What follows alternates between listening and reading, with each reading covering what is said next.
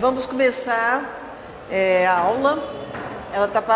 Estamos passando aí uma folha de presença, que eu acho que é bom vocês assinarem. Eu não sei se depois eles têm um certificado, se vão dar um certificado, mas de qualquer forma é bom vocês marcarem a presença, né? Bom, quando eles me convidaram para fazer essa palestra, nessa conversa aqui com vocês, eu propus fazer o seguinte: primeiro, falar um pouco, né? Dar uma aulinha teórica assim, sobre a exposição, sobre a questão do construtivismo, né? E depois, num segundo momento, a gente fazer uma visita guiada à exposição que está aqui no terceiro andar. Não sei se vocês já visitaram a exposição. Alguém já visitou a exposição aqui? Já, né? Mas, enfim, vamos ver o que nós podemos visitar, porque nós temos aqui 2 horas, entendeu? 9 horas termina e a gente não pode continuar. Mas, de qualquer forma, o que eu pretendo é apenas falar um pouco sobre o construtivismo para que a gente possa entender melhor a exposição ou trocar algumas ideias sobre essa exposição, né? É uma exposição que tem um recorte, né? Ela vai mostrar as obras da coleção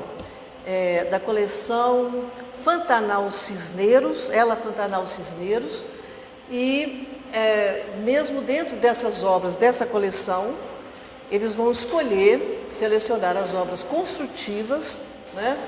E de vários artistas, não só artistas que participaram do movimento construtivo na América Latina, né? Claro que o foco é a América Latina, como também de outros que desdobraram seus trabalhos dentro dessa poética construtiva. Então nós temos obras aí de artistas, por exemplo, como o Torres Garcia, que foi o pioneiro da arte construtiva aqui na América Latina, dos anos 30, temos uma obrinha dele, e ele realmente, eu vou falar um pouco mais sobre ele, porque ele foi muito importante. Depois temos obras dos artistas argentinos que trabalharam dos anos 40, eles tinham um grupo ali na Argentina, em Buenos Aires, chamava o Grupo MAD. Temos também algumas obras lá de artistas brasileiros que participaram não só do movimento concreto, como movimento neoconcreto, né? E temos também obras de artistas que continuaram a trabalhar dentro dessa poética construtiva, né, como desdobramento dessa poética, e artistas que trabalharam desde os anos 70, por exemplo, como Ana Maria Maiolino, uma artista brasileira que está lá, bem representada, né? A própria, Mira Schendel, né? E temos obras também de artistas contemporâneos, principalmente instalações. Os artistas vieram aqui, fizeram instalações que dialogam, né, com as obras dos primeiros artistas construtivos, tá? Então é muito interessante essa mescla, esse diálogo. Eu visitei 2 vezes a exposição e percebi assim que realmente ficou interessante, sabe? A gente vê as obras de artistas contemporâneos, né, dialogando com as obras dos artistas primeiros, né, os primeiros artistas trabalharam dentro dessa poética. Bom, vamos pensar no nome aqui. Eu vou refletir um pouquinho sobre esse nome. Construções Sensíveis, a exposição chama Construções Sensíveis à Experiência Geométrica Latino-Americana na coleção Fantanal Cisneros, né? O que seriam essas construções sensíveis? Eu penso que seriam construções artísticas, abstratas, geométricas, né, que permeiam a arte latino-americana no século XX, né? E nós temos 2 críticos que pensaram sobre essa questão das construções artísticas e que eu acho que estão muito presentes nessa exposição, na curadoria dessa exposição. Foi o Frederico Moraes, o primeiro, curador da primeira Bienal do Mercosul, em Porto Alegre, que em 1977 ele aponta uma vocação construtiva presente na arte latino-americana. desde os primórdios da colonização até os anos 90, né, quando ele escreveu um texto muito importante que direcionava a inauguração, né, da primeira Bienal do Mercosul. Um outro crítico que também contribuiu para a gente pensar essas construções sensíveis foi o Roberto Pontual, que foi o curador de uma importante exposição chamada América Latina Geometria Sensível. Essa exposição aconteceu no MAM em 1978 e ele vai mostrar que existe uma geometria sensível presente na arte americana desde Torres Garcia, em 1930, até os anos 70, quando ele realizou essa exposição. Então, essa exposição focalizava principalmente a obra do Torres Garcia, depois nós vamos ver o Torres Garcia melhor. Torres Garcia foi realmente muito importante, ele que trouxe essa ideia desse construtivismo universal para a América Latina. Ele tinha um ateliê de artistas no Uruguai, em Montevidéu, e ele foi, assim, o responsável pela disseminação, né, do projeto construtivo, não só no Uruguai, mas também na Argentina e no Brasil. Tá? Então, essa exposição focalizava o trabalho dele. E, infelizmente, houve um incêndio no MAM, justamente no momento dessa exposição, e perderam-se quase todas as obras de Torres Garcia e dos outros artistas que também participavam dessa exposição. Agora, a ideia era muito interessante, porque o Pontual, ele coloca o Torres Garcia dialogando com os artistas da América Latina, não só os contemporâneos dele, como também os atuais. Então,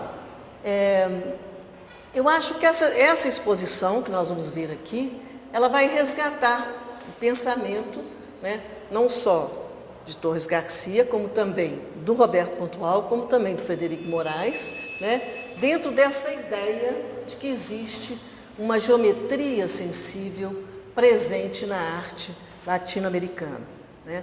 E essa geometria, ela vem dos nossos índios, né? Inclusive Torres Garcia dizia o seguinte, que ele percebia na arte pré-colombiana já essa presença do geométrico, né? Que ele vai resgatar e colocar nos seus trabalhos e também no seu pensamento.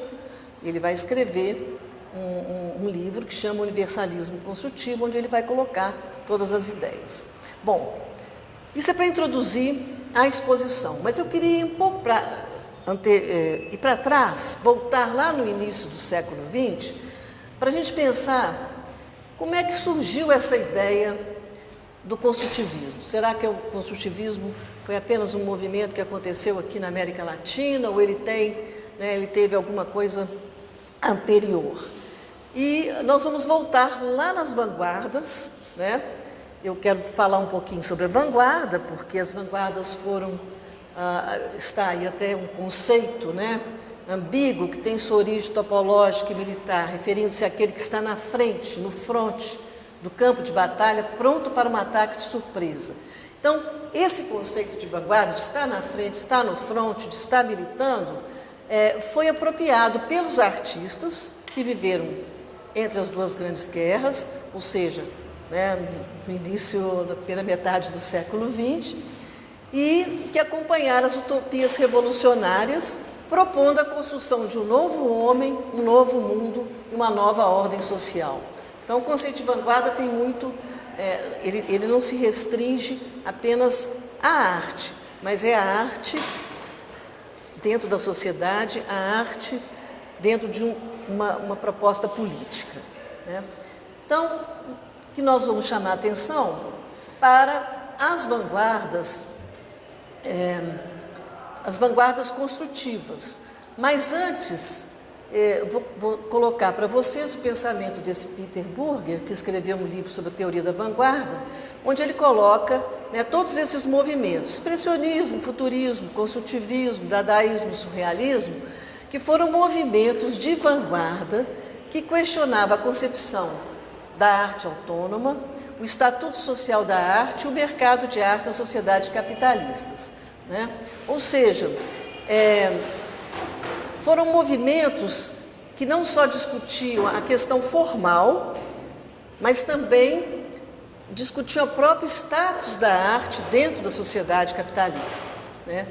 E propunham, evidentemente, a construção de uma nova arte, um novo homem, uma nova sociedade.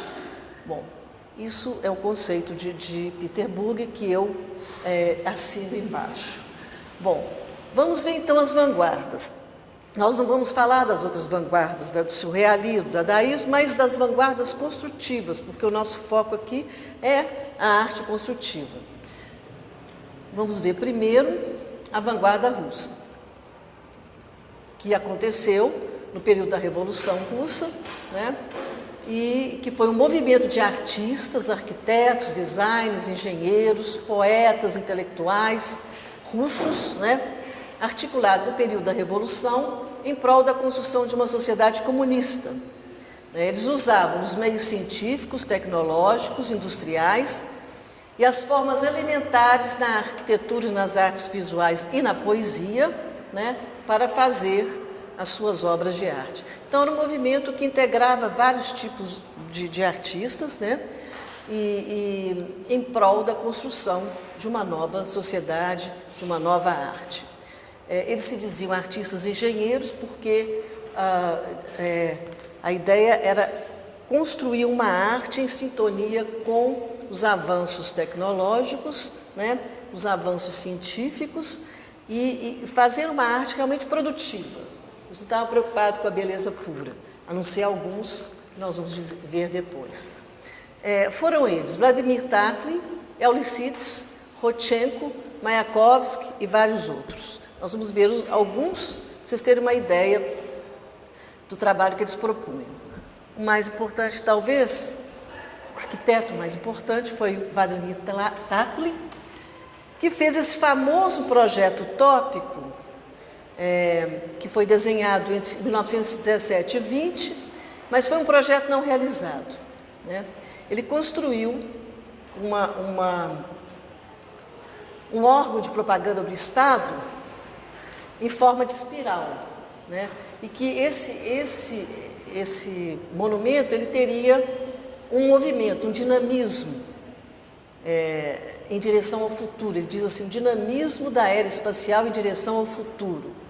E no interior dessa estrutura estariam suspensos alguns elementos geométricos, né? Salas geométricas onde se colocariam os escritórios, salas de reuniões e tal, e no topo, aqui em cima, lá no topo, funcionaria um centro de informações que movimentaria em diferentes velocidades. Quer dizer, era um projeto arquitetônico completamente utópico, né? Mas que a gente pode considerar talvez um projeto interessante de uma arquitetura cinética, né? Uma arquitetura em movimento. Nós vamos ver aí a arte cinética dos artistas venezuelanos, dos artistas argentinos principalmente, mas aqui, já em 1917 e 20, Tatlin já colocava a possibilidade de se fazer uma arquitetura cinética. Infelizmente, não foi construído com apenas o projeto, parece que tem uma maquete também em madeira, né, que ainda existe para documentar, para registrar esse projeto. Bom, outro artista importante, eu faço aqui. Outro artista importante aqui do movimento russo foi Elysites. Ele fez esse cartaz de rua, para ser colocado na rua, em 1920, que transmite, através de figuras geométricas, o triângulo e o círculo, o choque de duas forças antagônicas na Rússia revolucionária. A sociedade tradicional burguesa, que seria o círculo branco, né? E a sociedade proletária comunista, que seria essa cunha vermelha. Um em choque com a outra, né, em movimento com o outro, contra o outro, né? Ele usa esse conceito de Praum para designar os novos objetos de arte, produzidos em harmonia com os novos recursos tecnológicos e, evidentemente, ligado a toda uma questão da construção de uma sociedade comunista, né? Agora, é interessante a gente observar nesse trabalho dele, como ele vai usar muitas diagonais, né? Porque essas diagonais dão um movimento na composição do quadro, né? Eles usavam muito essas diagonais. Depois, um outro artista importante foi Malevich. Malevich criou uma arte que ele denominou de suprematismo, né? Esse suprematismo foi uma dissidência do construtivismo, idealizado por Malevich, que combatia, que questionava o produtivismo na arte e proclamava a supremacia da sensibilidade pura, através do uso de formas geométricas e da eliminação gradativa das cores, né? Então ele dizia o seguinte, eu vou pegar alguns pensamentos dos artistas, porque é importante a gente ver, né, e sentir o que os artistas pensavam. Entendo por suprematismo a supremacia da pura sensibilidade na arte. Do ponto de vista dos suprematistas, as aparências exteriores da natureza não apresentam nenhum interesse.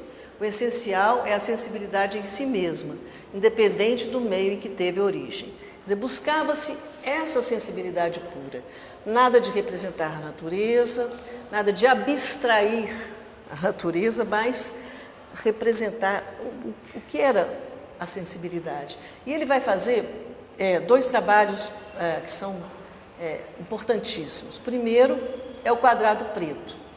O quadrado preto sobre o fundo branco. Aí vocês estão vendo uma eliminação da cor, né, de todas as cores, ele vai trabalhar apenas com preto e branco, no caso, né, e da cor preta sobre o fundo branco. E depois ele vai fazer esse outro trabalho, em 1915 ele fez esse, em 1918 ele vai fazer o branco sobre o branco, né?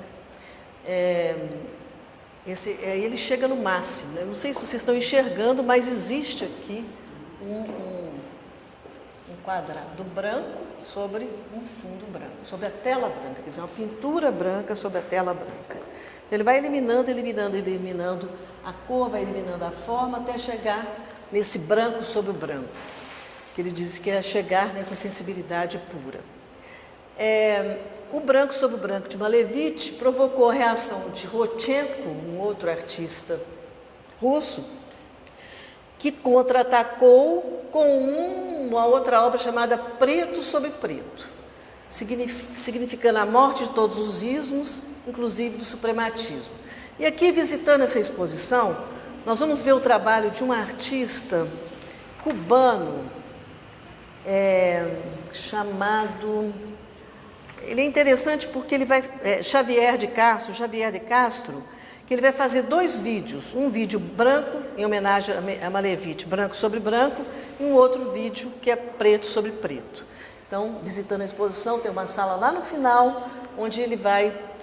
onde o artista cubano, né, Xavier de Castro, vai prestar, de uma certa forma, uma homenagem, ao mesmo tempo fazer uma releitura da obra de Malevich. Então, eles estão trazendo para cá, também para o contemporâneo, uma reflexão sobre o que foi o trabalho pioneiro de Malevich na Rússia. Outro artista russo que é muito importante também é Kandinsky, Vassily Kandinsky. Kandinsky também trabalhava com essas formas elementares, né? Ele buscava o espiritual na arte, e ele estava de acordo com o pensamento suprematista. Mas Kandinsky, ele trabalhava nas escolas, oficinas de arte de Moscou, uma oficina chamada Oficina de Arte Técnica Superior, né? E depois ele vai questionar todo o ensinamento muito produtivista dessas oficinas. Ele sai da Rússia e vai trabalhar na Bauhaus, uma escola de arte moderna na Alemanha, que buscava a integração da arte, da arquitetura, do design de outras manifestações artísticas. Eu não vou falar muito da Bauhaus aqui, porque ela focava mais a arquitetura, mas era uma escola que integrava, como as oficinas russas, ela também integrava arte, arquitetura, design, usando as novas tecnologias. E Kandinsky foi muito importante, né, porque ele trouxe esses ensinamentos da vanguarda russa para o Ocidente, né? Ele era um dissidente que trouxe esses... E ele contribuiu muito para a formação dos alunos nessa escola da Bauhaus. E outro artista também dissidente russo, que é muito importante, foi Naum Gabo. Ele também trabalhou nas oficinas de Moscou. Ele questionou o ensino dessas oficinas, que enfatizava a técnica em detrimento do projeto, e, como Kandinsky, ele tornou-se professor da Bauhaus, né? Agora, eu acho essa obra do Naum Gabo muito, muito interessante. Nós vamos ver algumas obras aqui de artistas argentinos e artistas venezuelanos que vão trabalhar um pouco dentro dessa estrutura, né, que foi feita por Naum Gabo em 1937, aqui um pouco mais, né, ele vai fazer um pouco depois de todos os cursos. Mas o que eu acho interessante, o que ele buscava, né? Ele buscava fazer uma estrutura, uma nova concepção de escultura, né? Uma escultura em movimento, ele buscava esse movimento, aboliu o pedestal da escultura, né? E usou um material diferente chamado plexiglass, que é parece uma forma, um material transparente, né, e mais flexível, que dá essa conformação muito interessante, né? Nessas obras de Naum Gabo, eu acho essa é um dos exemplos, mas ele fez várias, né? Ele buscava também assim esse dinamismo e a possibilidade de que o público, né, o espectador, também participasse, né? À medida que ele rodava em torno da obra, ele ia olhando configurações diferentes da mesma escultura. É uma escultura que a gente pode dizer assim, que já abre caminho para a escultura cinética. Nós vamos ver uma sala aqui também com várias esculturas cinéticas, né, dos artistas argentinos, venezuelanos. Bom, Naum Gabo foi muito importante também, porque junto com Pevsner, um outro artista russo dissidente, eles vão lançar, já na Alemanha, né, um manifesto realista, né, que propunha isto, né? Os manifestos eram muito importantes, os manifestos, de uma certa forma, era a maneira como os artistas colocavam suas ideias, né? Não só os artistas, mas também os críticos, né? Geralmente eles trabalhavam junto com os críticos e colocavam essas ideias de vanguarda, no caso. Então, os manifestos vão acompanhando esses movimentos, esses grupos de vanguarda. Ele dizia: proclamamos o espaço e o tempo hoje, que nasceram hoje, né? Proclamamos, o espaço e o tempo nasceram hoje. O espaço e o tempo, as únicas formas sobre as que se edifica a vida, as únicas sobre as quais deveria se edificar a arte. Ou seja, o que é importante ali? O espaço, o tempo, né? E esse movimento. Eles vão rejeitar a cor, a linha, a massa, o volume, né? E proclamar a profundidade e os ritmos cinéticos como princípios imutáveis da criação da técnica construtiva, né? O trabalho de Naum Gabo, de Antônio Pevsner, de uma certa forma, vão marcar esse início, né, de uma arte cinética e vai de uma certa forma, ter desdobramentos ali na Europa e também na América Latina, né? Então, daí nós passamos para um outro momento. Aqui ficou pequenininho, mas dá para vocês verem. Um outro momento, ou seja, um outro movimento que acontece na Holanda, é um movimento chamado neoplasticismo ou de Stijl, um movimento que congregou vários artistas europeus dentro dessa tendência ou dessa vertente construtiva, né? Eles lançaram o primeiro manifesto em 1918 na revista Destil, uma editora de Theo van Doesburg. E quem participou desse movimento? O próprio Theo van Doesburg, que era pintor e também escritor, né? Mondrian, e outros menos importantes aí. Mas eles tinham como princípio plásticos e filosóficos o pensamento de Schoenmaker, um autor de um livro que chama Nova Imagem do Mundo. E esses princípios eram princípios de harmonia universal, que pautavam pelo movimento da Terra em torno do Sol, né, que dava muita importância à linha vertical, a linha horizontal e as cores primárias, o amarelo, o azul e o vermelho, né?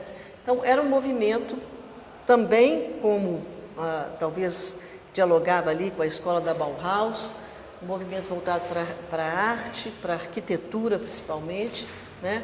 E que congregava esses artistas em torno dessa revista, em torno desses manifestos.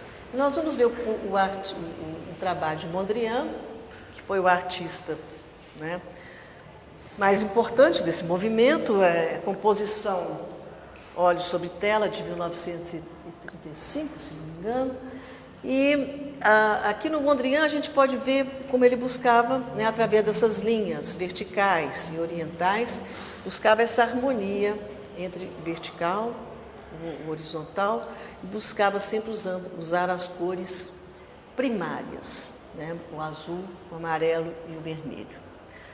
Né? Dentro do movimento, temos também Theo van Doesburg, que foi o editor dessa revista Destil, e que ele de uma certa forma, ele contrapunha ao pensamento equilibradíssimo de Mondrian.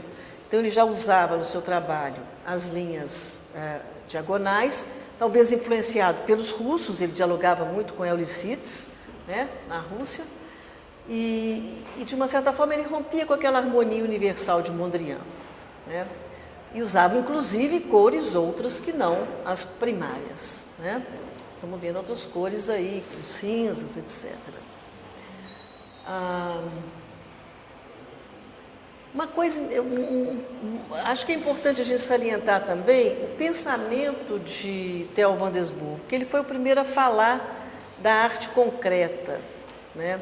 Ele vai falar que a pintura ainda é configurada no limite da moldura, mas deve ser construído com as cores e planos. Mas é importante substituir as formas da natureza pelas formas arte, né? Eliminando qualquer alusão à natureza. Ou seja, o que importa é a pintura concreta, não é a representação da natureza, nem de uma harmonia universal, né? É ela concreta ali, a pintura, né? É um manifesto em prol da pintura. Vamos ver alguma coisa que ele fala também nesse manifesto sobre a arte concreta, de 1930. Né? Ele vai falar isso, que a pintura é concreta e não abstrata, porque já passamos o período das pesquisas, experiências especulativas, porque a abstração ainda tem uma ligação com a natureza. Quando você abstrai da natureza, uma paisagem, o que for, você ainda tem uma ligação com aquela natureza. Quando você vai fazer a arte concreta, você está usando a própria matéria, aquela matéria, aquela pintura, aquela escultura, ela é a concreção, né, da ideia. Em busca da pureza, eram os artistas obrigados a abstrair as formas naturais que escondem os elementos plásticos, quer dizer, importantes são os elementos plásticos. Nós inauguramos o período da pintura pura, construída a forma espírito, né? É a forma, ele fala da forma, vamos eliminar a forma natureza, chegar na forma arte, buscando essa forma espírito, né? Tem alguma coisa a ver também com o pensamento suprematista aí do Malevich. A pintura é a concretização do espírito criador, né? Pintura concreta e não abstrata, porque nada mais concreto, mais real que uma linha, uma cor, uma superfície. Isso é muito importante para a gente poder pensar depois como foi o concretismo aqui no Brasil, como foi o concretismo e o neoconcretismo aqui no Brasil, né? Então, essa ideia do concreto vem aí desse pensamento de Theo van Doesburg.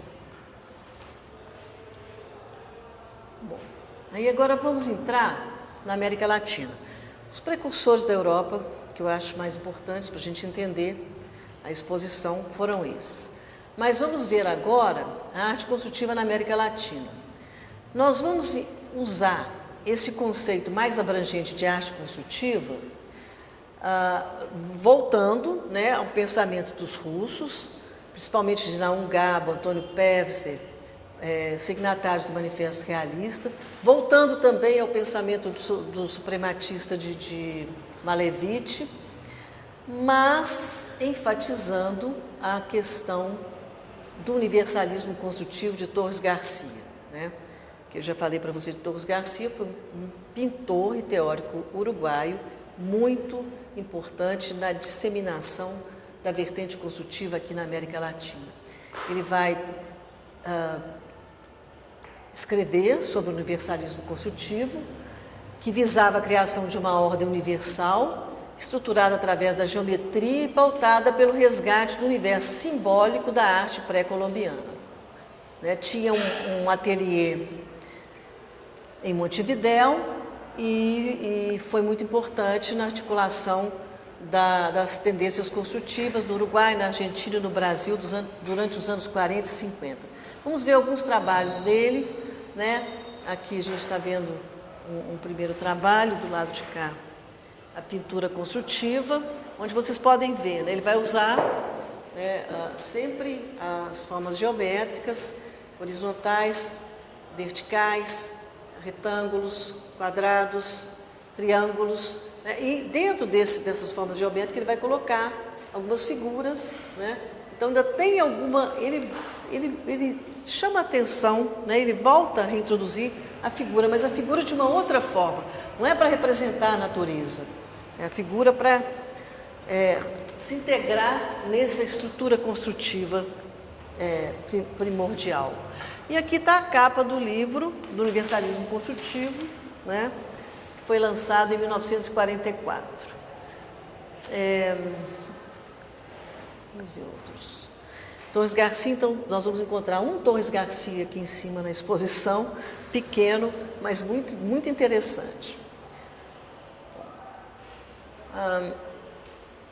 Esse trabalho de resgate aí da história da arte latino-americana e principalmente brasileira foi feito por uma historiadora, Araci Amaral, que realizou no Museu de Arte Moderna do Rio de Janeiro, na Pinacoteca do Estado de São Paulo, uma grande exposição chamada Projeto Construtivo Brasileiro na Arte, né?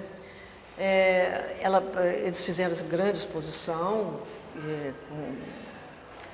integrando artistas de várias tendências da arte construtiva, não só no Brasil, mas também na América Latina, e ela vai publicar, eles vão produzir um catálogo muito importante. Esse catálogo, inclusive, eu acho que seria uma fonte bibliográfica muito interessante para vocês. No final, vou fazer lá uma lista da bibliografia e, evidentemente, esse catálogo é importante. Vocês encontram nas bibliotecas de arte daqui de Belo Horizonte e tem também para comprar, para vender na Pinacoteca do Estado de São Paulo. Tá? Enfim, esse projeto foi um marco do resgate dessa vertente construtiva no Brasil. Foi feito em 1977, um ano antes do projeto do Roberto Pontual, que eu já falei para vocês, né? Que foi esse projeto de uma exposição no Rio de Janeiro, em 78, no MAM, onde eles vai englobar todos os movimentos de arte concreta e arte neoconcreta. Nós vamos ver melhor depois o que é concreto e neoconcreto no Brasil, né? Mas dentro dessa ideia desse conceito, né, de uma vocação construtiva ou de uma geometria sensível presente na arte latino-americana. Então, é muito importante a exposição e o catálogo, né, que nós vemos aqui, né, não só a capa do catálogo, esse catálogo também vocês encontram nas escolas de arte daqui de Belo Horizonte, né, onde ele presta uma homenagem a Torres Garcia. Não só a capa tem um trabalho de Torres Garcia, como também aqui nós vamos colocar do lado um outro trabalho em madeira de Torres Garcia. E Torres Garcia é muito interessante porque não só vai trabalhar com pintura, mas também com madeira, né, com vários outros materiais, com incisões na madeira, desenhos também, né? Então, é uma fonte de pesquisa muito importante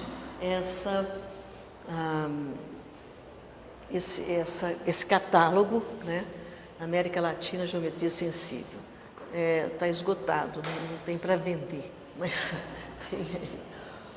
Bom, dentro do Brasil, nós vimos então, panoramicamente, na América Latina, a importância de Torres Garcia, esse resgate que é feito pelo Roberto Pontual, e agora entrando no Brasil, nós vamos ver também a articulação da arte concreta e neoconcreta, né, que começa com a participação de Max Bill na Bienal de São Paulo, mas que tem algumas, a gente descobriu dentro de um projeto que eu participei na UFMG, que não foi só Max Bill que teve uma importância aqui, não. Tiveram outros artistas como Benilson, Alexandre Calder, José Albers, que estiveram aqui no Brasil nos anos 30 e 40, mas e que de uma certa forma eles dialogavam com os artistas daqui.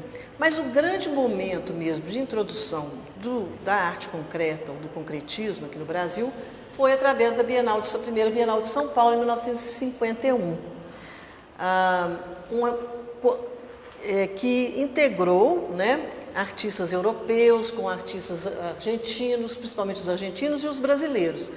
E aqui eu quero chamar a atenção para dois artistas argentinos que tiveram na Bienal e que dialogavam muito com os brasileiros, que foi Thomas Maldonado, né, e Alfredo Hilton. Eles faziam parte de um movimento chamado Movimento MAD, lançaram um manifesto que chamava Manifesto Inventivo e da Invenção, né, e eles estavam o tempo todo dialogando aqui com os artistas do Brasil, e tinha um crítico de arte também, Romero Brecht, que dialogava com o Mário Pedrosa. Então havia naquele momento, no início dos anos 50, toda uma discussão em torno da arte concreta. E o Max Bill aparece aí, né, com essa unidade tripartida, que foi uma obra revolucionária, de uma certa forma, para os meios brasileiros. É uma obra baseada na fita de Moebius, que foi premiada na primeira Bienal de São Paulo, em 1951. Causou uma grande repercussão na articulação da arte concreta brasileira, né? E foi justamente em torno de Max Bill, de toda essa ideia da arte concreta, que deve ser, né, arte concreta, né, usando todos os meios tecnológicos e matemáticos para se fazer uma escultura em movimento, né? Isso teve uma repercussão muito grande, principalmente no grupo de artistas paulistas, liderados por Valdemar Cordeiro. Valdemar Cordeiro está aí. Ele foi o grande articulador teórico desse movimento, né? Ele concebia a pintura e a escultura enquanto objetos concretos que possibilitavam a articulação de planos geométricos, linhas e cores, regulados estruturalmente através de número cromático, visando a produção da vibração e do movimento. Eu estou falando isso porque esse trabalho do Valdemar Cordeiro mostra como ele pensa, né? O pensamento dele está explícito aqui nesse trabalho, né, que é importante essa vibração, conseguir essa vibração através, no caso aí, dessas linhas em movimento, né? Ele vai dizer: a pintura espacial bidimensional alcança o seu apogeu com Malevich e Mondrian. Agora surge uma nova dimensão, o tempo. Então ele vai transportar o tempo para dentro da pintura, né? ele articulou um grupo muito importante em São Paulo, que é chamado Grupo Ruptura, né? E lançou um manifesto da primeira exposição desse grupo, que foi realizado no MAM, em São Paulo, com a participação de Luiz Sassilotto, Hermelino Fiammingue, Judite Lauá, Geraldo de Barros, Antônio Maluf, Maurício Nogueira Lima e vários outros. Tá? Aqui na exposição, nós vamos ver obras de Valdemar Cordeiro, tem também de Luiz Sassilotto e do Geraldo de Barros, né? Não estão todos presentes nessa coleção, mas tem esses que são importantes, né? Nessa mesma época, foi lançada a revista Noai Grandes, dos poetas concretos Haroldo e Augusto de Campos e Décio Pinhatari. Então, eles trabalhavam em sintonia, né? Grupo de artistas plásticos em sintonia com o grupo de poetas, né? Todos buscando fazer essa arte concreta, né? Que é muito mais pautada, no caso da poesia, na visualidade, né? Do poema. Não é só o poema, não é só a letra, mas é importante a questão da visualidade, do movimento visual da poesia. Bom, isso foi em São Paulo. No Rio de Janeiro, mais ou menos na mesma época, nós temos um trabalho muito importante do Ivan Serpa. O Ivan Serpa era não só pintor, mas ele também trabalhava numa escola de arte que funcionava no MAM do Rio, e ali eles congregavam os artistas, os intelectuais. O MAM era um centro de congregação desses artistas intelectuais, era o lugar onde se faziam essas exposições de vanguarda, e ele articulou um grupo, né, que é chamado Grupo Frente, que teve a participação de vários artistas importantes, como, por exemplo, deixa eu pensar aqui, Lígia Pape, Lígia Clark, que estão presentes aqui, César Oiticica, Franz Weissmann e outros, né? Então, ele congregava esses artistas e fizeram 2 exposições ou 3 exposições de arte concreta dentro desse Grupo Frente.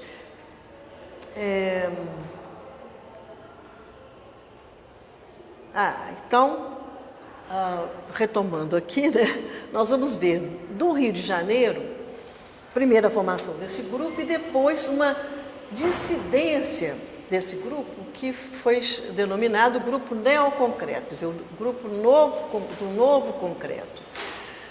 Esse grupo ele articulou-se em 1979 até 1961, com a participação de Amilcar de Castro, Luiz Carvão, Franz Weissmann, Willis de Castro, Hélio Oiticica, Lígia Pape, Lígia Clark, Hércules Barsotti, enfim, grupo de jovens artistas que trabalhavam ali, que dialogavam também com os artistas do Grupo Frente, né? Alguns deles vieram do Grupo Frente, mas eles buscavam uma maior sensibilidade, uma maior integração da arte com o espectador participante. Não era só o espectador, mas o participante, né? O público participante. E o grande teórico desse grupo concreto foi Ferreira Goulart, que trabalhava no Jornal do Brasil e lançou um manifesto em 1979, que está aqui, né? Que não deixou de ser uma dissidência do concreto, né? E que ele expressa da seguinte forma: a expressão neoconcreta indica uma tomada de posição em face da arte não figurativa geométrica, né? Neoplasticismo, construtivismo, supremativo, escola de uma, escola importante, e particularmente em face da arte concreta levada a uma perigosa exacerbação racionalista. O que ele queria dizer? Né? Que era importante, dentro dessa nova plástica, dessa nova vertente construtiva, você colocar o problema da expressão, né? Enquanto os concretos estavam muito focados na percepção gestáltica, né? Os neoconcretos estavam mais preocupados com a questão fenomenológica, ou seja, com a participação do corpo, né? de todo o corpo, não só do artista, mas daquele que está vendo, que está fruindo a obra, dentro da própria obra, né? E isso vai dar nos trabalhos mais sensoriais e que abre caminho para a arte contemporânea, porque a arte contemporânea ela é um espaço aberto para as explorações sensoriais, né? Dentro desse movimento neoconcreto, eu quero destacar dois artistas que foram muito importantes, né? Que foram Lígia Clark e Elliot Sica, né? Lígia Clark, todos os dois eles tiveram uma trajetória paralela, né? E os dois, eles vão buscar, né? Vão decretar a morte do plano, né? Vão trabalhar primeiro com a pintura, né? E depois eles vão saindo para a escultura, vão cada vez mais experimentando novas poéticas que extrapolam da pintura para a escultura. Aqui nós temos um trabalho de Lígia Clark, né? Superfície modulada, onde a gente já vê essa vontade que ela tem de sair do quadro, né? Sair para fora do espaço bidimensional e ocupar o espaço tridimensional. Então, foram trabalhos importantes que ela fez aí nos anos 50, né? E que vão resultar, por exemplo, nesses casulos, né? É uma série de casulos, onde trabalha com essas cores, preto e branco. Para ela não é importante a cor para a Lígia, importante é a estrutura, né? Dessas formas que saem dessa dimensão bidimensional e se tornam tridimensionais. Aqui é tipo, né, um relevo que sai para fora, essa estrutura aqui, ela sai para fora do plano bidimensional. E, finalmente, vão resultar, né, toda essa pesquisa de Lígia vai resultar nesses bichos. Nós vamos ver aqui em cima 3 bichos de Lígia Clark, tá? Então, é importante a gente ver a preocupação dela em fazer uma escultura móvel e que poderia... Que vem dali, né, daquela rompimento com a moldura, rompimento com o plano, né, e uma escultura que pode ser mexida pelo espectador participante. Só que aqui, né, vai ser impossível, né, de tocar nessas esculturas. Mas a proposta era justamente de ser uma escultura participativa. Bom, Lígia Clark, vamos ver também Elliot Sica. O Elliot Sica é importantíssimo não só como pintor, né, e um pesquisador da cor. Ele foi um grande colorista, um grande pesquisador da questão da cor, né, como também foi um teórico muito importante. Ele participou desses movimentos, principalmente no Rio de Janeiro, do movimento neoconcreto. E ele foi o articulador de uma exposição muito importante que acontece no Rio em 67, que foi chamada Nova Objetividade Brasileira, congregando vários artistas jovens, né, e também os mais antigos, né, propondo uma nova concepção de arte mais voltada para a contemporaneidade. E ele foi um teórico, né, que escreveu o texto do catálogo dessa exposição Nova Objetividade Brasileira.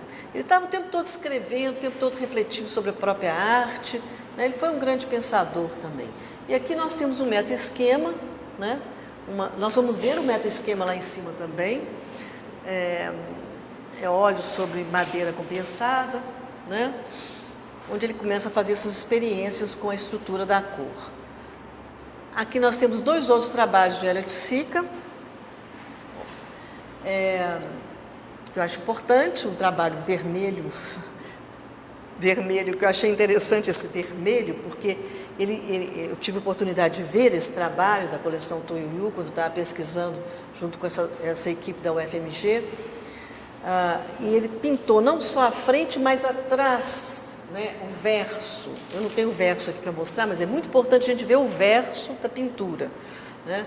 E nesse verso ele continua a pintura vermelha, sempre buscando usar várias camadas, né, da tinta vermelha, e a gente já vê a vontade que ele tem de transformar essa pintura bidimensional num objeto.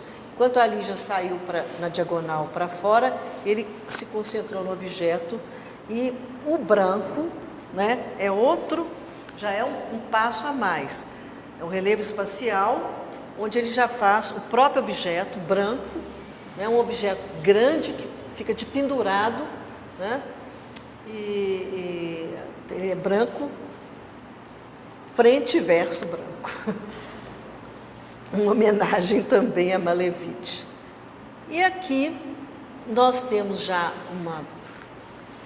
uma dimensão maior da obra do Hélio de Sica, né? Que foi feito posteriormente, esse grande núcleo.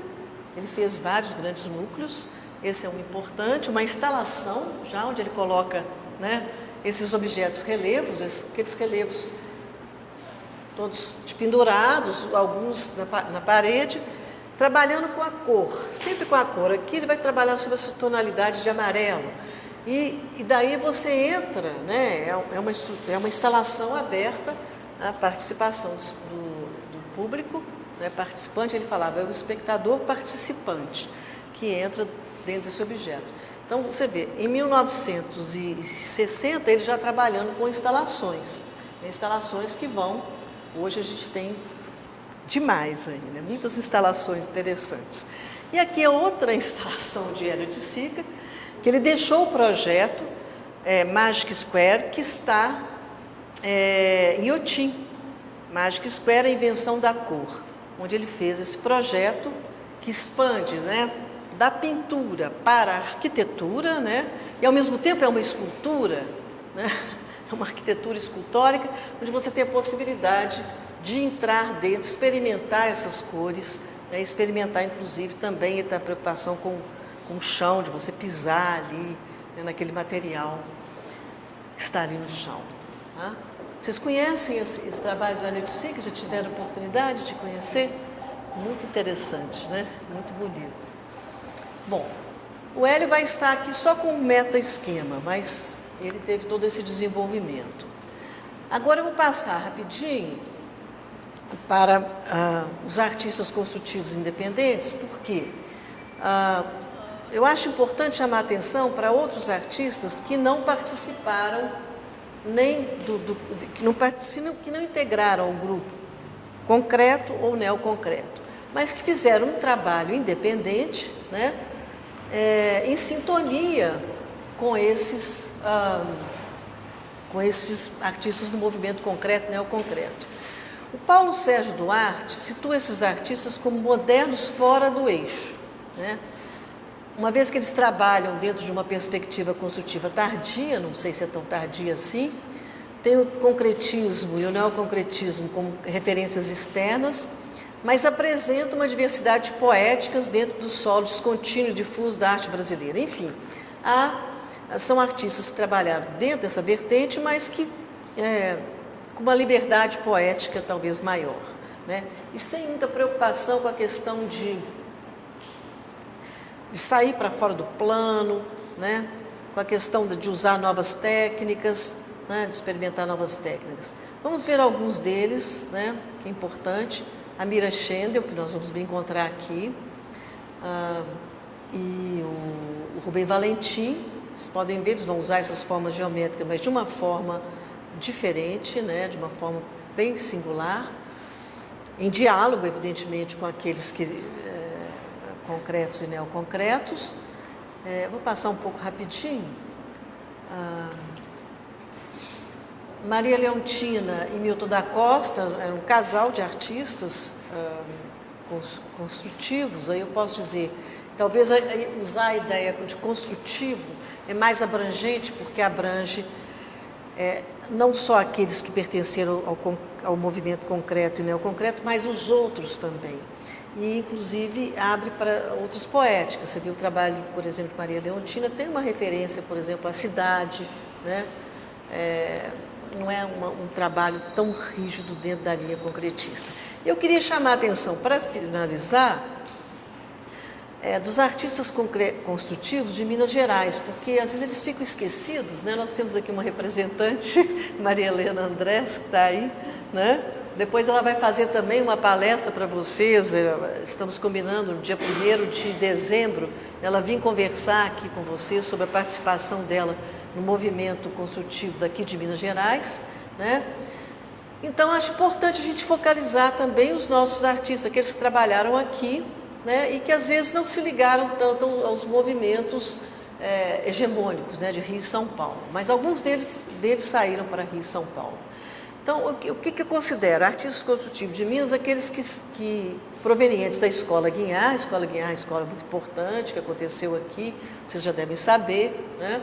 Uma escola que funcionou no Parque, que foi a primeira escola de arte moderna daqui de Belo Horizonte, e que foi direcionada por Guinhar, né? Que dava toda uma liberdade de expressão artística para os seus alunos, né? Esses artistas que frequentaram a Escola Guinhar, eles faziam um trabalho de arte moderna e participavam de bienais, exposições e tal. E então eles estavam em sintonia com as questões estéticas e críticas da época, né? Foram eles: Franz Weissmann, Amilcar de Castro, Meire Vieira, Maria Helena Andrés, Mário Silvestre, Maria Janete Torres, Nelly Frade e Gavino Mudado.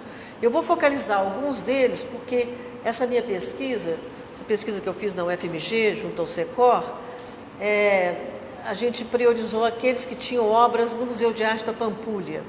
Então, eu vou falar deles, mas não vou falar muito dos outros, não. Bom, aqui está o Guinhar na escola, né? A escola foi um núcleo de ensino e difusão da arte moderna em Minas Gerais. Ele trabalhou aqui de 44, foi fundado em 44 até a morte de Guinhar em 62. Ele foi diretor da escola nesse período. A escola ainda continua, existe até hoje, né?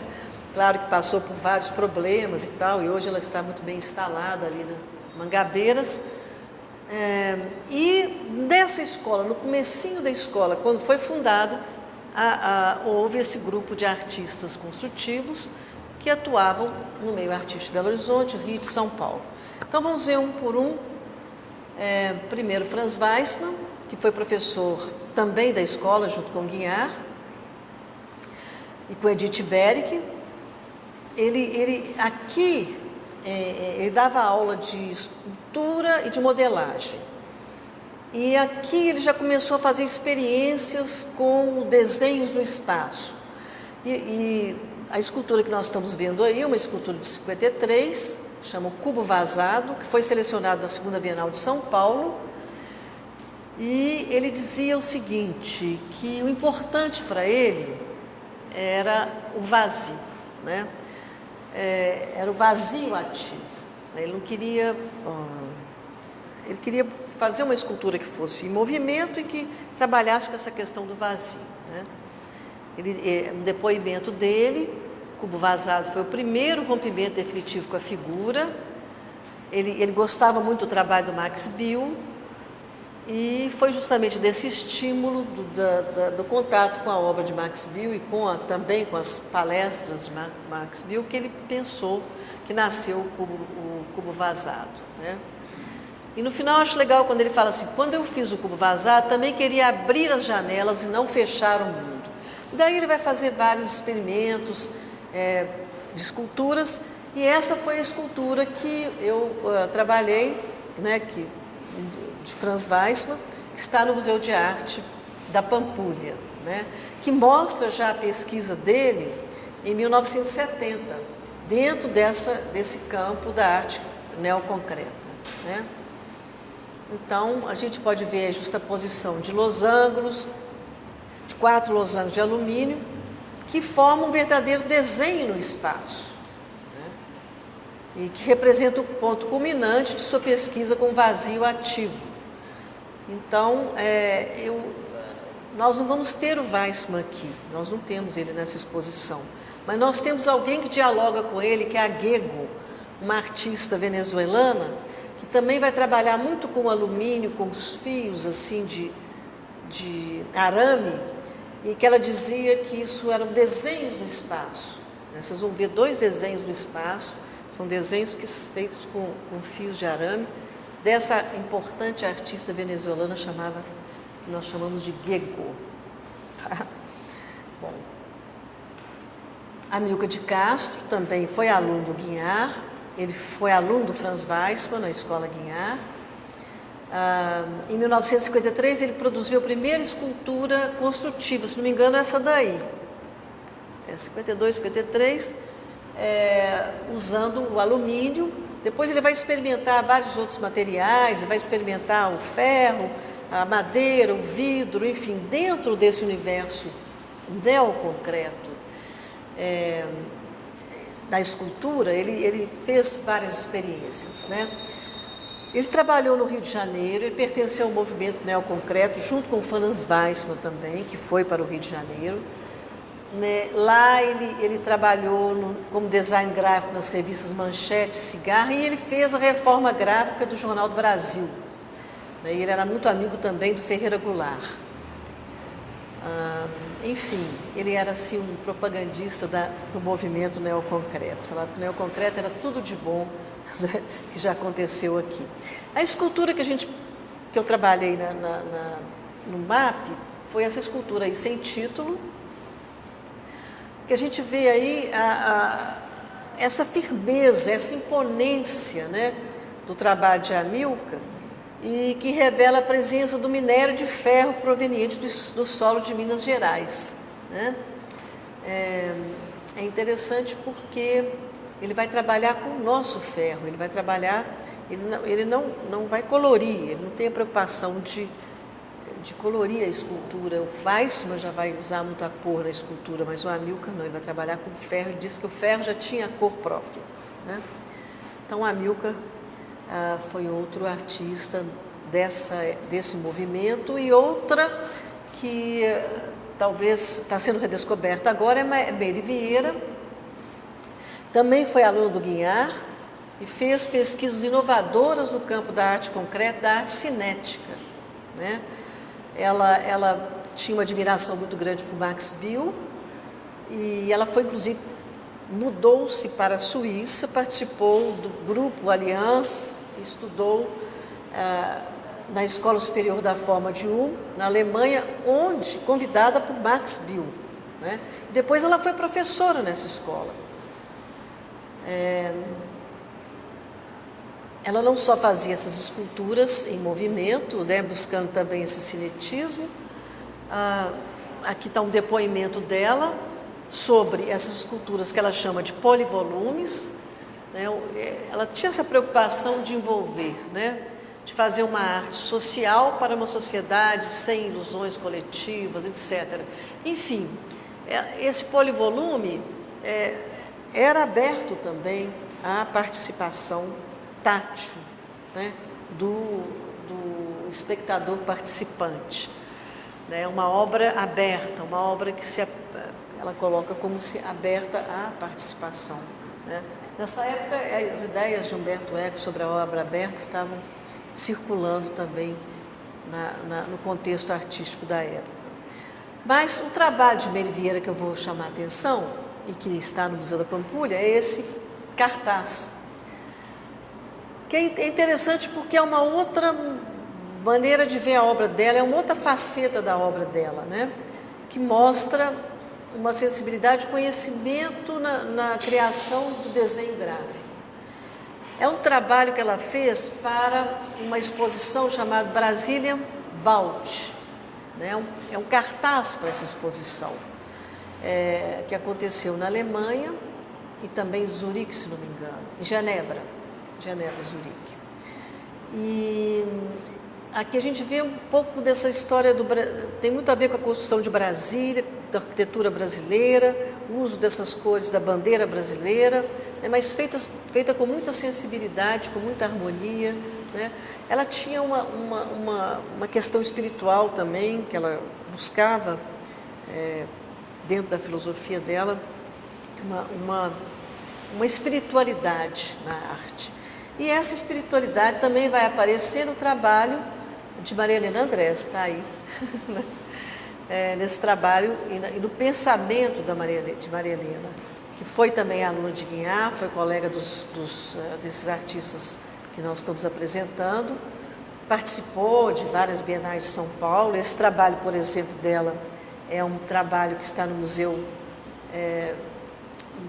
de Houston, nos Estados Unidos, pertence à coleção Lerner, que é uma coleção muito importante de arte construtiva aqui no Brasil.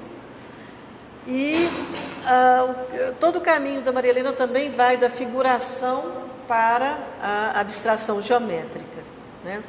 E é um trabalho que lembra muito o ritmo musical, que lembra Cidades Iluminadas, né? Inclusive o título, esse tem o título de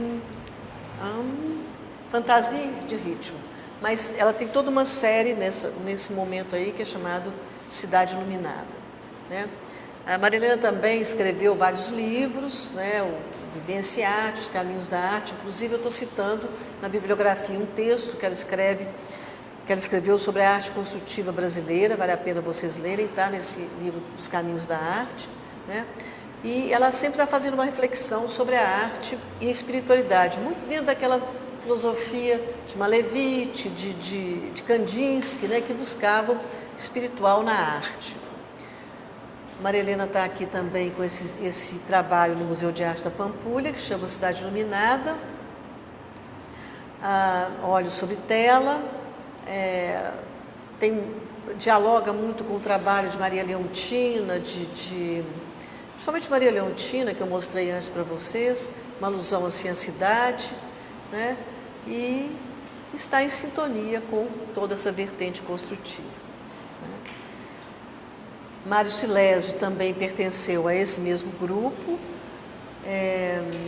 ele participou de várias exposições, foi para Paris, estudou com André Lotz, voltou fazendo um tipo de trabalho como esse. Aí é um estudo para mural. Ele fez vários murais aqui em Belo Horizonte, inclusive tem um mural muito interessante no condomínio Retiro das Pedras ali.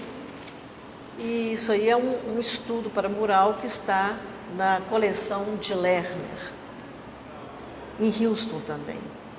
E o trabalho de Mário Silésio, que está no Museu da Pampulha, é esse aí, né? Que composição, né?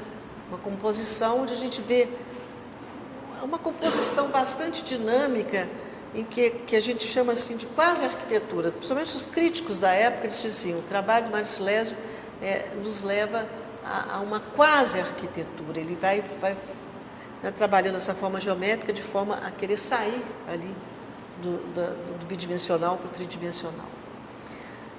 E, finalmente, a obra de Marília Janete, que também foi companheira deles todos, trabalhou no Rio de Janeiro, quer dizer, ela ficou aqui um tempo, depois ela foi para o Rio, pertenceu lá, frequentou o ateliê do Man, teve muita ligação com a Lígia Clark, né? E depois ela dá o depoimento dela, ela fala disso, né? E ela fazia também um trabalho bastante construtivo, que lembra um pouco os trabalhos de Eulisíteses, né? Russo. E o trabalho que nós encontramos no Museu de Arte da Pampulha foi essa pintura sem título, que lembra um pouco daquelas primeiras pinturas de Lígia Clark, mas marcam o final das pesquisas construtivas de Marília Janete.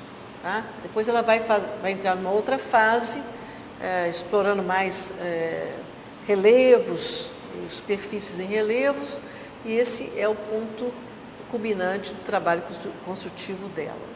Né? Bom, agora eu vou falar rapidinho sobre as coleções de arte construtiva na América Latina. Para finalizar, nós vamos ter um pouquinho ainda de tempo, porque é importante a gente ver a presença dessas coleções, né? O que é que torna o artista visível, né, para a comunidade? É justamente as coleções que são abertas ao público, né?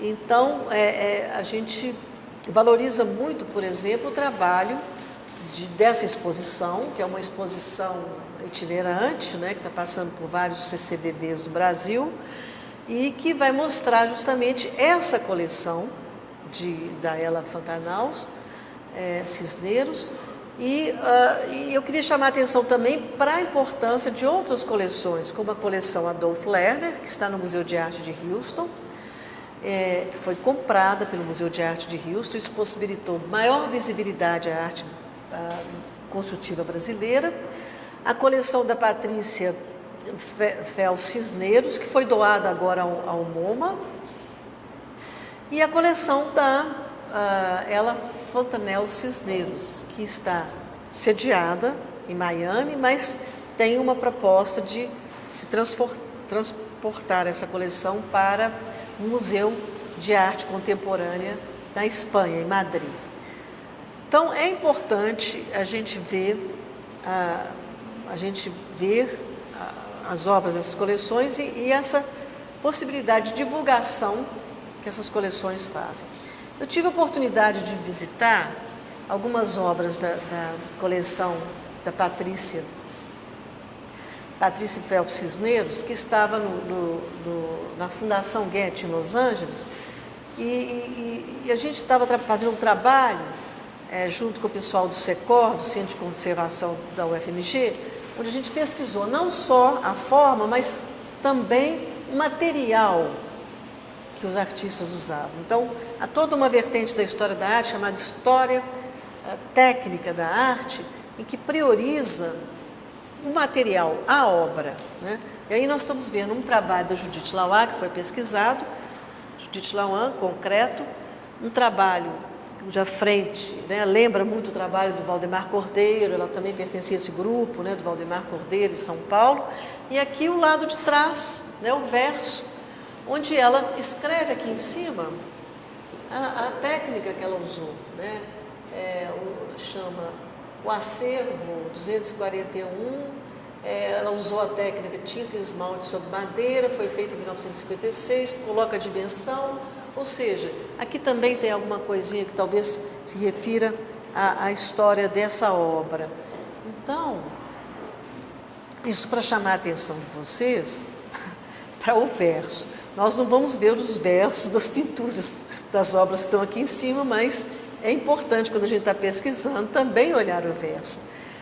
Essa é uma outra obra importante que nós pesquisamos, lá da coleção da Patrícia Cisneros, obra do artista Juan Melé. Nós vamos ver também obras do Juan Melé aqui na exposição, que foi um dos pioneiros desse movimento MAD na Argentina, e pioneiro da arte concreta, e ele vai fazer esses relevos recortados, né? Já vão rompendo com aquela história da moldura certinha, vamos sair para fora e pintar, né, usando formas geométricas. E atrás, no verso, tem toda a história da obra, né, a história por onde ela passou por várias exposições. Geralmente eles etiquetam, né? Não sei se agora eles fazem isso, porque agora nós estamos trabalhando dentro do outro conceito de arte contemporânea, mas quando se manda esse tipo de obra bidimensional, pelo menos colava-se as etiquetas dos lugares onde essas obras passavam. E outro artista também argentino, que é interessante também, que é companheiro, né? Que acompanhou esse movimento MAD, foi esse Raul Loza. Acho que tem alguma coisa do Raul Loza aqui em cima também. Que vai trabalhar com esses recortes, né?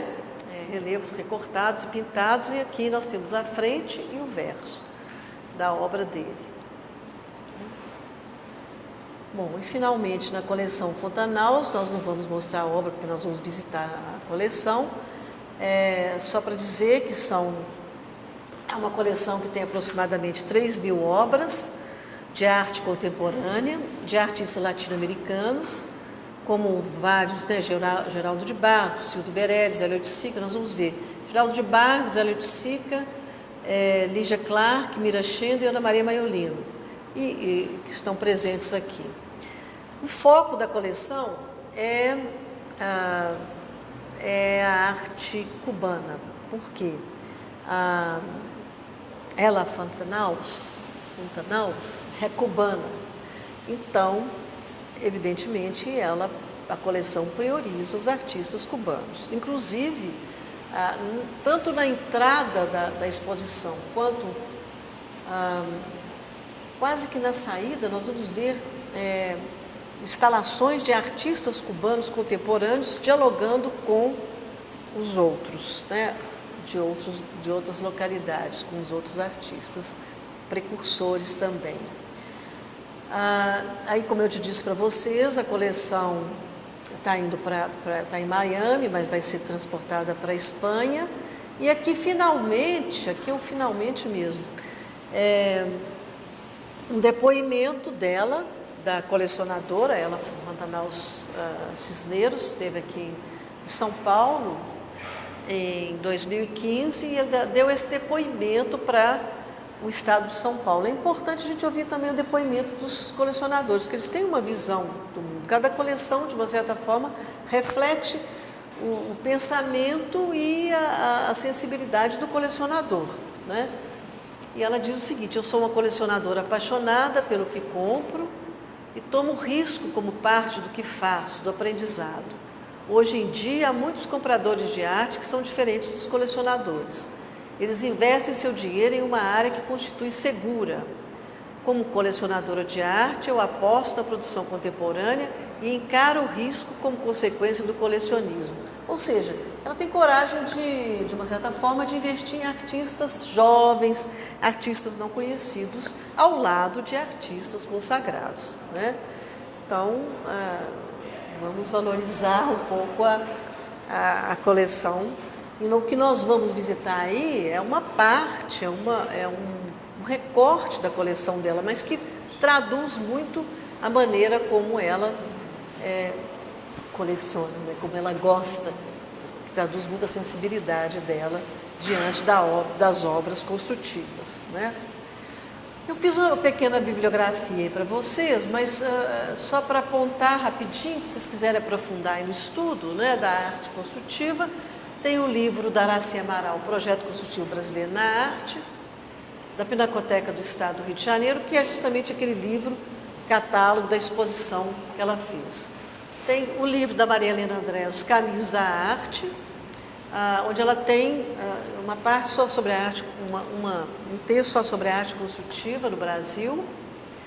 Tem o livro da Almerinda da Silva Lopes, Arte Abstrata no Brasil, que ela vai fazendo também toda uma trajetória da arte abstrata informal e da arte abstrata geométrica, passando por todos esses artistas e esses movimentos concreto e neoconcreto.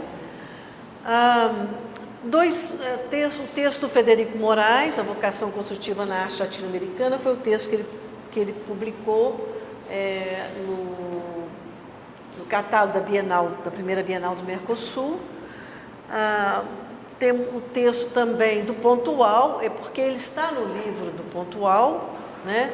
Nesse livro catálogo do Pontual, América Latina, Geometria Sensível. Bom, se não me engano, a vocação construtiva na arte latino-americana está no livro do Pontual e não nesse catálogo da Bienal. Esse catálogo é mais amplo, ele vai falar de outras coisas também. Tem o livro do Luiz Camilo Osório, crítico de arte carioca, que chama Olhar à Margem, que é muito interessante porque ele vai falar um pouco, discutir o neoconcretismo de um outro ponto de vista.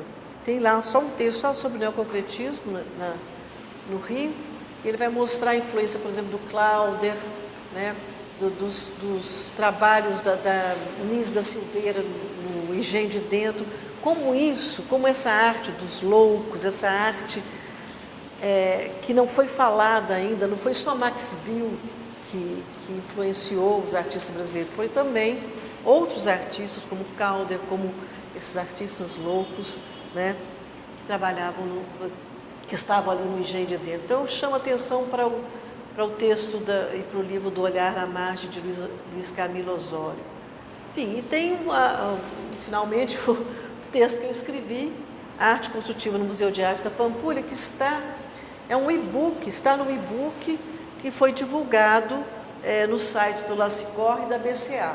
LACICOR é o laboratório de conservação da UFMG e a BCA é a Associação Brasileira de Críticos de Arte. Então, se vocês quiserem saber um pouquinho mais sobre essa arte construtiva aqui em Minas e focalizando os artistas que estão no Museu de Arte da Pampulha, tem esse meu artigo. Bom, vocês têm alguma questão que antes da gente descer, assim, a gente conversar um pouco? Temos alguns minutinhos.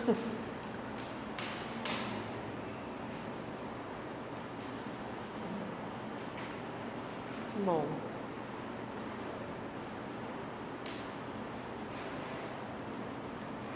Agora tem que...